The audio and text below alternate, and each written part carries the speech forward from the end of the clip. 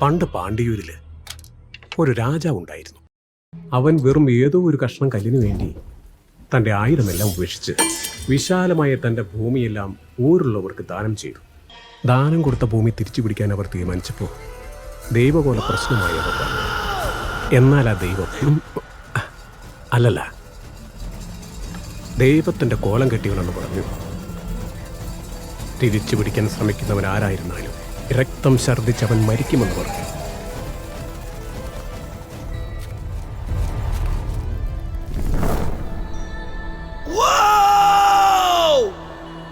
പ്രകാശമേ, പ്രകാശത്തിൽ നിങ്ങൾക്കെല്ലാം ദൃശ്യമാണ്. ഇത് പ്രകാശമല്ല, ദർശനമാണ്. ഇനി നടക്കുന്നതും മുൻപ് നടന്നതുമെല്ലാം നിങ്ങൾക്കിനി ദൃശ്യമാകും. കാണുന്നില്ലേ?